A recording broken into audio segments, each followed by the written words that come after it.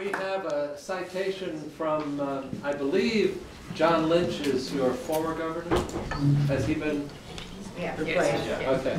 But we did this back in the fall, so this is from him. But from the state of New Hampshire, John Lynch, Governor, citation.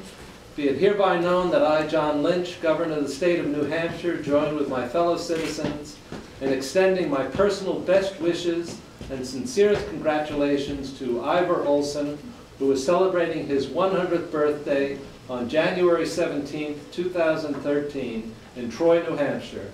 On behalf of the citizens of New Hampshire, I commend you for your commitment, the commitment you have given to your family, your state, your community, and wish you a very happy birthday.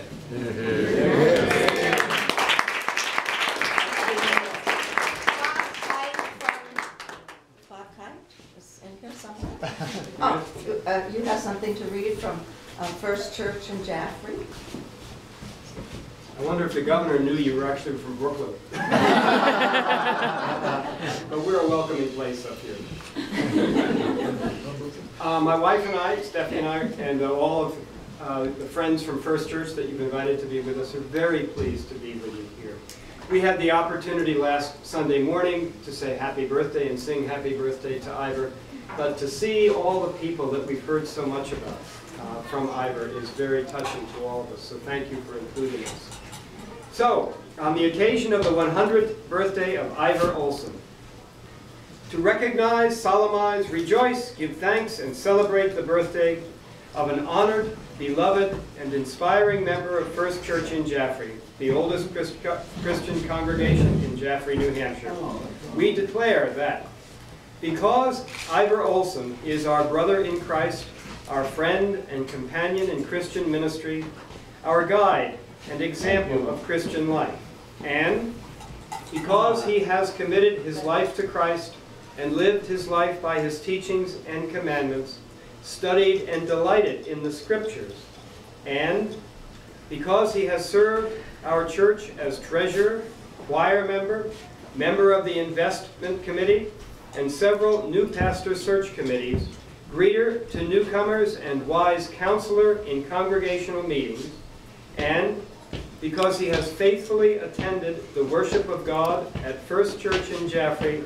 Sunday after Sunday, joining us in praise, prayer, and song, and because, never let a preacher, and because he has delighted us with stories of his days in Brooklyn and his Norwegian and Swedish parents and heritage, and because he inspires us to live with hope in God, trust in Christ, and kindness for all, teaching us to love God and to love our neighbor, and because on January 17th, in the year 2013, he celebrated the beginning of his 100th year of life, and because by his joy for living, he makes us all feel young. We give thanks to God for bringing Iver Olson into our lives and the lives of many others, and rejoice with all this very special birthday for all the members and friends of First Church in Jaffrey. Amen. I know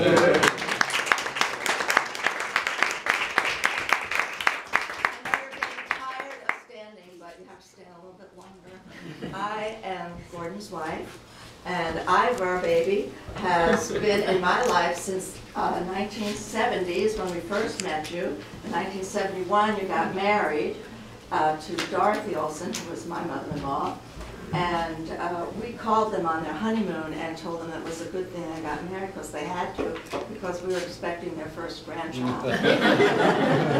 But I wanted to tell you a little bit about what it was like for Iver when he was born in 1913. Woodrow Wilson was president. Hardly anyone owned a car. There was an iceman who delivered ice to the ice boxes before refrigerators on horse-drawn carts. Radio was just becoming part of many homes. There were no such things as TVs. This year, crossword puzzles, stainless steel, zippers, and bras were invented. There were silent movies, Charlie Chaplin, and the beginning of World War I. Others who happened to be born in January of 1913 were Richard Nixon, Lloyd Bridges, Danny Day, Loretta Young, Ralph Edwards, Rosa Parks, Harriet Tubman, and Jimmy Hoffa, who outlived them all. Babe Ruth was just starting his baseball career, and Ebbets Field was opened in Brooklyn, New York. The musical hit of the year was Danny Boy.